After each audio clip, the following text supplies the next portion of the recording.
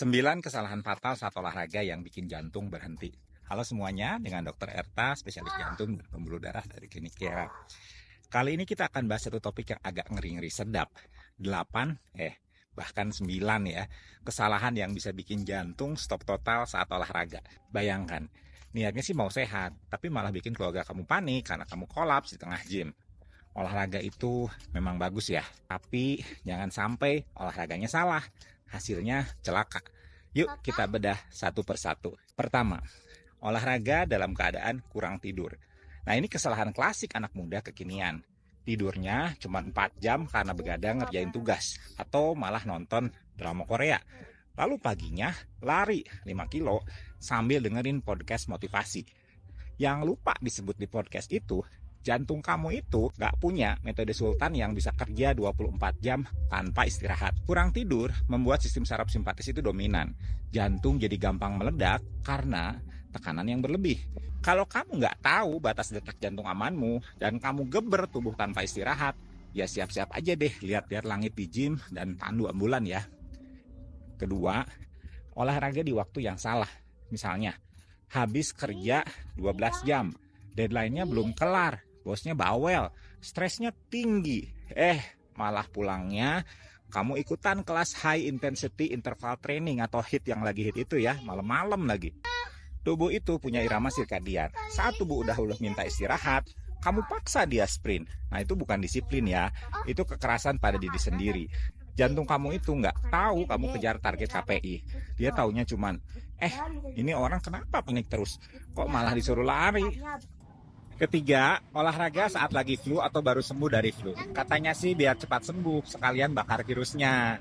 Tapi realitanya, virus flu itu bisa bikin peradangan pada jantung ya. Namanya itu miokarditis. Dan masalahnya, gejala miokarditis itu bisa diam-diam. Nggak selalu ada keluhan seperti sakit dada atau pingsan ya.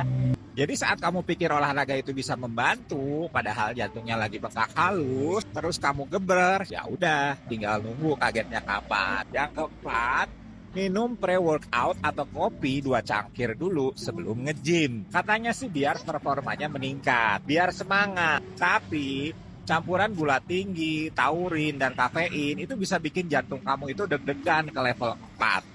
Apalagi kalau misalnya kamu ikut olahraga model high intensity interval training atau sprint, di mana heart rate-nya itu bisa menembus 90% dari maksimal. Ada kasus loh, sempat jadi berita dan sempat saya bahas juga, ada cewek usianya 23 tahun, sehat, nggak ada penyakit, tiba-tiba kolaps saat olahraga. Dan dia ditemukan punya kadar kafein tinggi dari pre-workout drink. Bahkan kopi yang kamu seduh sendiri itu kalau dikombinasi olahraga intens bisa jadi combo yang mematikan. Kelima, olahraga sambil merokok. Yang ini mah udah keterlaluan ya. Saya tuh pernah nemuin pasien muda usia 30 tahunan kolaps saat main futsal. Dan ternyata sebelumnya dia merokok dulu. Saya nggak ngerti juga logikanya. Ngerokok buat recovery. Ngerokok itu ya bikin pembuluh darahnya nyempit, tensinya naik, darahnya jadi gampang beku.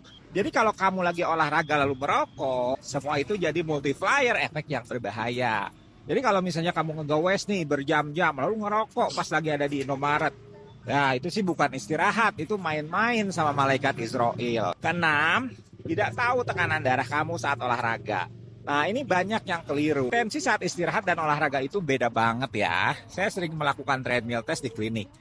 Awalnya tensi pasien itu 130/80 mm Hg, aman ya. Tapi begitu dia pakai treadmillnya, jalan cepat 6-9 menit, tensinya itu naik ke 180 bahkan 200. Nah kalau misalnya kamu udah punya pembuluh darah yang rapuh, mungkin ada endapan lemak di dinding arteri, bisa pecah tuh pembuluh darahnya. Tapi karena agak ada gejala, merasa baik-baik aja, kamu lanjut olahraga sampai ya ambulan datang. Ketujuh, olahraga sambil menyangkal gejala-gejala yang sebenarnya udah muncul. Kadang ada yang pas olahraga suka nyeri dada sedikit, dibilang masuk angin, atau jogging terus ngeluh nyeri ulu hati, dibilang lambungnya naik, atau lagi marah-marah lalu leher atau punggungnya itu pegal, itu malah dibilang kurang dikerokin. Padahal itu bisa jadi gejala angina, pertanda jantung kamu itu udah mulai protes saat kamu stres atau aktivitas fisiknya meningkat. Tapi karena nggak ngecek ke dokter, malah ngegas olahraga, bisa-bisa protes terakhir jantung kamu itu adalah dalam bentuk henti mendadak ya. Kedelapan, tidak tahu zona aman untuk olahraga. Tiap orang itu punya heart rate maksimal berdasarkan usia dan kondisi jantung. Nah idealnya, olahraga itu dilakukan di zona 2 ya. Heart rate-nya sekitar 100 sampai 120 kali per menit. Nah, ini disebut zona aerobik. Aman untuk kebanyakan orang dan bagus buat bakar lemak. Tapi kalau kamu maksa olahraga tanpa pemanasan, seperti misalnya lari cepat, high intensity interval training atau HIIT, atau angkat beban berat, dan heart rate kamu masuk ke zona 4 atau 5, nah itu seperti nyuruh jantung kamu kerja lembur tanpa gaji, tanpa izin, tanpa istirahat. Lama-lama ya mogok. Kesembilan, mengabaikan medical check up sebelum mulai program latihan. Kalau misalnya kamu baru mulai olahraga setelah sekian lama rebahan, atau punya riwayat hipertensi, kolesterol tinggi, atau diabetes, please ya, cek dulu ke dokter. Banyak banget yang merasa, saya sehat kok, tapi setelah dicek ada penyempitan di pembuluh darah koroner.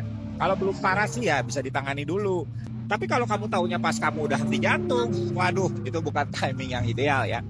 Jadi teman-teman, olahraga itu baik tapi harus cerdas ya. Jangan jadi korban mitos, semangat doang cukup. Jantung kamu itu bukan mesin diesel, dia butuh perhatian dan perlindungan. Kalau kamu sayang keluarga, teman, bahkan anjing atau kucing kamu di rumah, please ya, olahragalah dengan bijak. Share video ini ke teman-teman terdekat kamu. Siapa tahu dengan satu klik share, kamu menyelamatkan satu nyawa.